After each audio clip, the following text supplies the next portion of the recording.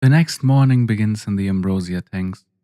I don't know how long we stay in there, floating in the honey-like liquid with oxygen masks over our faces. I keep my eyes closed as if to sleep, but it prickles across my nude body. It's not painful, it's warm and dense, like a heavy duvet wrapped around me. But it's just enough stimulation to make rest impossible. The ambrosia dulls my senses enough that I almost don't hear the door to the clinic shut. I do hear something faintly clicking around my tank. I jolt to attention. Even with my ears full of honey, I know that sound. Opening my eyes, I discern the murky silhouette of attendants outside, smudges of black lost in a world of amber. One silhouette passes by the glass door of my tank, posture straight as a spear. The proxy. She says something as she leaves my line of sight. Beneath me, a sealed grate in the tank floor thunks open. The ambrosia begins to drain, pulling me gently down with it. It sucks at my ears as it inches down my head and runs tacky hands down my body. I settle with my head and shoulder against the steel side wall and drift down to rest against its base.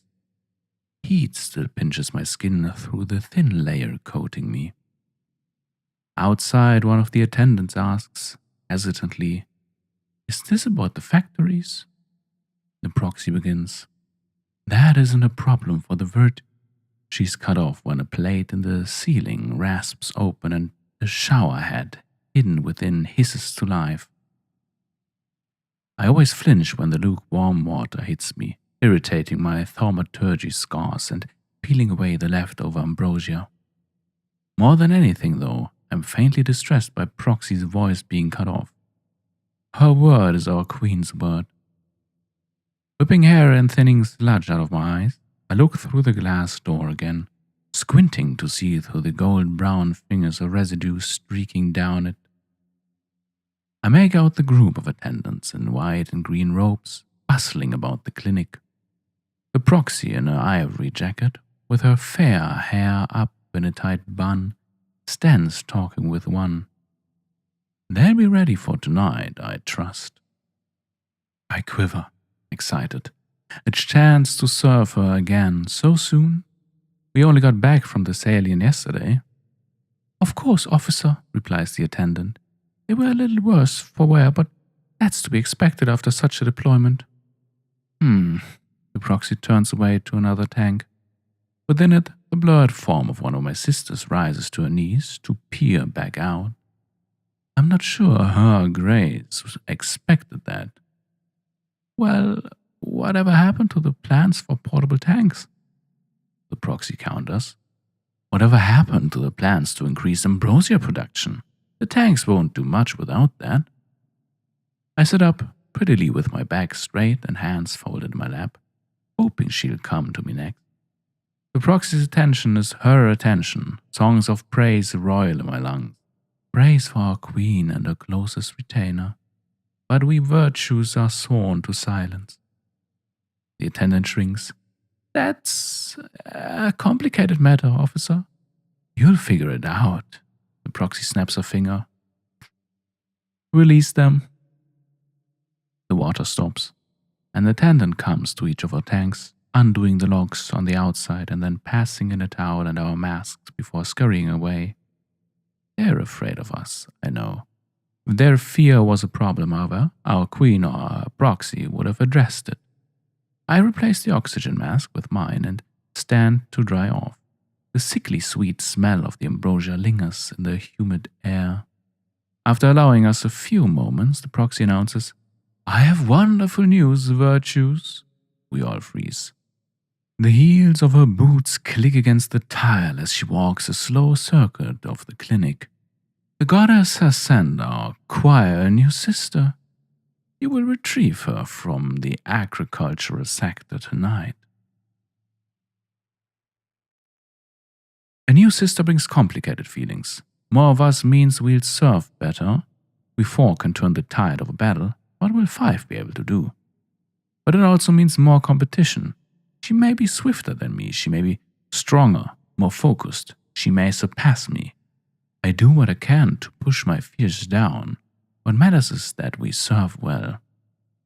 Just before sundown, we load into the back of an armored truck, joined by the proxy, and set out through Credovin. Where we sit is a steel box without windows and with only a dim electric light in the center of the ceiling. I already feel sweat prickling within my armor. The proxy leans out under the light, jotting something down in a notebook she balances on a knee. Through the walls, we can hear the muffled voices of the city, car engines growling past, horse hooves clopping against brick streets, pedestrians chattering. The voices melt together into a mire I can't get hold of. In time, the sounds of the city's heart fade away, and the truck pauses a moment for the inner wall's gate to groan open. It's quiet then, until the pungent smoke of the industrial sector hits my nose. Then we hear the shouting. Distant at first, before the truck slows down and becomes a clamor surrounding us. Dozens, maybe hundreds of voices in an uproar, punctured every so often by the piercing thrill of a city guard's whistle. We all glance over at the proxy, but she's still just writing. Something thuds against the outside of the truck, just beside Imishan's head. She twitches, a raven waves drifting in front of her eyes for a moment.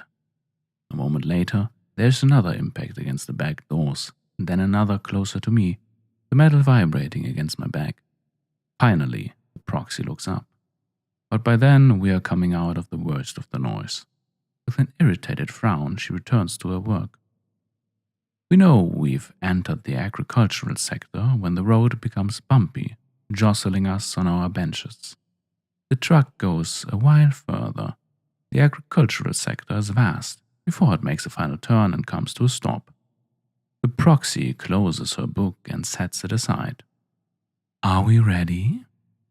We reply, Yes, proxy. She pulls something out of her overcoat and holds it out for us to examine. A photograph, all shades of black and gray, of a small temple on the grasslands. A woman is frozen halfway up the front steps, her face angled downwards. Between the lack of color and her moderate distance from the camera, there isn't much detail to go on.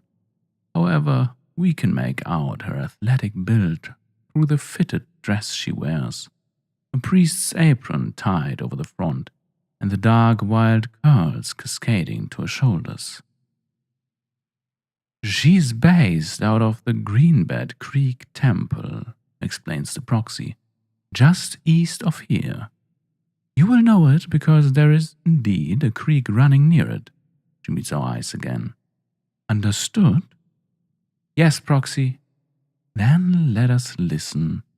She puts away the photo and brings out the tape recorder and clicks it on. The hymn blares tight around us, reverberating off the steel walls. It trembles against my skin as if the very air heats the music. I wince from its power, but my focus doesn't waver. Whatever its chorus is singing, it is for me. Command. A compulsion. The hymn ends. Standing up, the proxy unlocks the back doors and throws them open. Go. The hymn ringing in our ears, we dart out into the cool night. The truck has stopped in a forest, elms and birches crowding on either side of the dirt road it had been following. We pick our way east through the thicket. Our weapons tonight are specialized rifles, a version of the bolt actions the infantry use, modified for tranquilizer darts. Following the half moon through the branches, we emerge from the forest to find the terrain ahead covered with a wheat field. We wade single file through the rib-high stalks and listen through their soft rasping for running water. Once we're about halfway across, we spot a faint glimmering ahead. 4 orange glows high off the ground, firelight through a series of windows. We lower our stances, sinking until the tops of the crops brush against our masks. By the time we reach the edge of the field, our eyes have adjusted to the dark enough to see the modest building ahead, sitting atop a low grassy ridge. A temple. The temple? We pause and listen. Very faint, but not far away, the babble of shallow water. We spread out. My rifle has been ready since we left the truck. My finger shivers on the trigger guard. Gaetier and Imeshan take the back while Bria and I go to the front. The mossy smell of the creek reaches my nose as we creep up the steps and take position on either side of the door. They are front windows, but they've been shuttered. Only those high-up side windows are exposed. Inside, a woman sings quietly to herself, her voice airy and lilting. The tune might be a ballad, slow and tinged with melancholy. At any point we could storm in. I would have already, had I not caught Bria looking sidelong at me. In her eyes I see the same thought as I have in my mind. It must be me who claims her. Killing host is one thing, even the more dangerous variants. We all destroy dozens of the abominations in every battle. Capturing a new sister is different. This is very rare. Bria holds my gaze, staring through her black bangs. Her eyes show only empty calm. I wonder what the rest of her face is doing beneath her mask. Our quarry is still singing. My finger slips onto the trigger. Before I can act, there's a soft creak off in the darkness. Only one of our other sisters stepping in the wrong place, I hope, though that is bad enough. Our prey goes quiet. Then she calls, "Is someone out there?" We are silent. "Temple's always open to the needful," she adds, amiable. She speaks with a slippery brogue I can't place. "You can come in." Silent. I tense. Predator readying to pounce. It must be me. Instead, Bria springs up and kicks the door in. She fires into the interior, then bounds back into cover as a handgun cracks 2 shots back at her. As she reloads, I lean into the doorway, but find only empty benches arranged around a crackling hearth. A discarded broom laid nearby. A mural of the silver goddess covers the back wall, reaching slender hands down towards the benches. The black spot of a dart is embedded in one of her fingers. My eyes twitch. Where did she go? I enter barrel first, Bria close behind. The temple isn't large, smelling faintly of lavender incense along with the pleasant smoke of the hearth. The goddess's mercurial eyes watch us as we stalk behind the benches, checking to see if our quarry is hiding there. She isn't. We examine the back wall, but find nothing. Then Bria taps her boot against the floorboards in one corner. The sound is hollow. I look over to find her looking down at a trap door. Outside, a rifle barks. A handgun retorts. Bria tries to open the trapdoor, but it won't give, no doubt locked from below. I race back out into the night. Ahead, Gaetier and Imeshan are moving north along the ridge, taking turns firing down into the gorge below before having to fall back from our prey's return fire. She matches our agility even without our queen's blessing. I leap down into the gorge. The creek barely reaches my ankles, but it's choked with reeds and damp rock. Far ahead, I catch a silhouette fleeing further into the gorge, dark wild hair flying behind her. She turns to shoot back at me, but her weapon clicks empty. It's a clear night, and a tapestry of stars light my way. I take aim. Before I can fire, my target erupts in light, glistening silver engulfing the world for a moment. I have to shield my eyes, but my ears catch the thumbing of vast wings taking flight. Blinking hard, I try to see through the white spots burned into my vision. Our prey is disappearing over one lip of the gorge, moving away from the temple, propelled on crystalline wings. A second figure leaps across the gorge in pursuit. Gaetier, the smallest and swiftest of our choir. Narrowing my eyes, I stow my rifle on my back and climb up the gorge wall, hauling myself up over the lip. The land here slopes downwards to a cornfield. Gaetier is racing down towards the crops, dirty blonde ponytail bouncing. There is no sign of our quarry or her light. I can only follow my sister's lead. Bria and Imeshan fall in beside me as I go. As always, we spread out as we creep into the cornfield, sharp, stiff leaves raking against our armor and the thick smell of moist soil and fertilizer filling our noses. Only Imeshan doesn't enter, patrolling the perimeter in case our prey tries to take flight again. The stalks bunch close together and loom a foot or so taller than me. I would see the light, but not her. No matter how carefully we move, the field rustles around us. I scan the dirt for footprints and signs of dampness. The hem of her skirt would be soaking wet after running through the creek. This would ensure me, I think. Claiming a new sister would cement me in my queen's favor. Already I can imagine the light breeze as her fingers brushing through my hair. I can imagine her whispers in the rustling of the field. La Cara, my sweet angel, my good and faithful servant. Even the leaf which grazes the edge of my mask could be her hand, her touch. My eyes flutter. It must be me. The field goes quiet around me. I pause and listen. The tops of the stalks slightly sway above me, but not enough to make noise. Just before the moment drags too long, the corn nearby starts to hiss and thresh as someone runs through it. I pursue. Before long I can hear her panting, our new sister losing ground. I can already imagine my dart finding her flesh, her eyes emptying as they stare up into mine, succumbing to the trank. But I also hear someone behind me, gaining fast. Gaetier's ponytail and dainty form pass me through the stalks. Gritting my teeth, I push my body on, but my hide works against me here. The field obstructs me more. Still, I am catching up. I won't fail. I can't. Ahead, the rasping stops as our prey escapes the cornfield. Then another burst of light and beating of massive wings. The field breaks up the flare, but I still wince. I don't slow though, neither does Gaetier.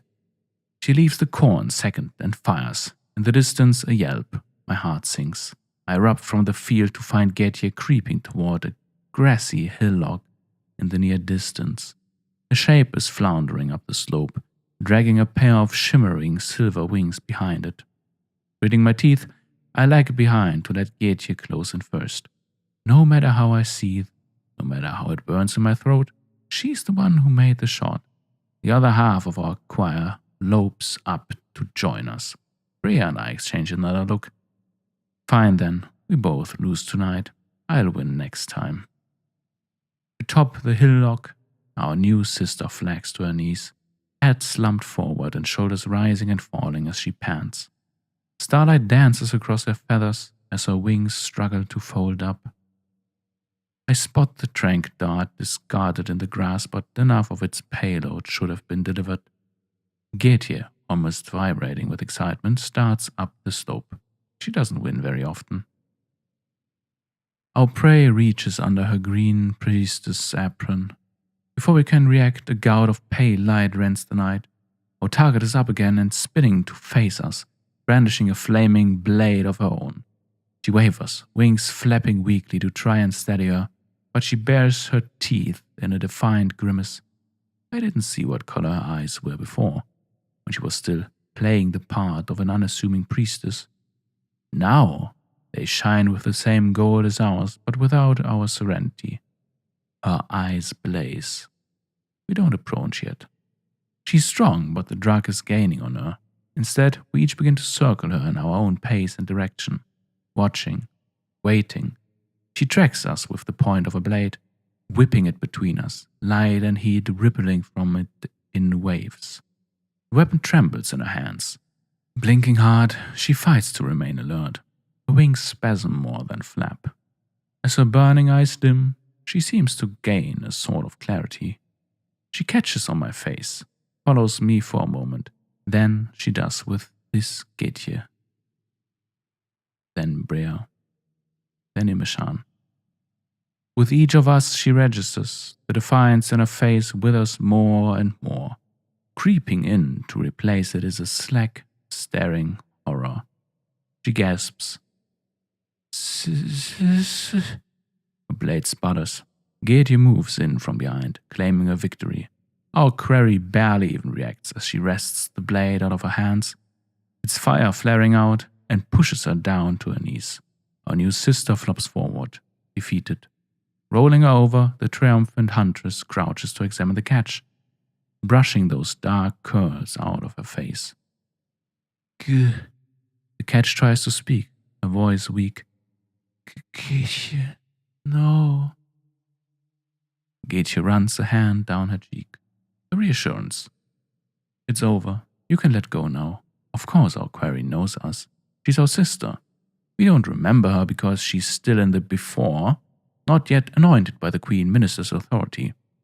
Once she accepts our Queen's blessing, once she's reborn, we'll be able to know her again, and we'll welcome her into our choir. She heaves a single small, choking sob before quietly sinking into the drug's embrace.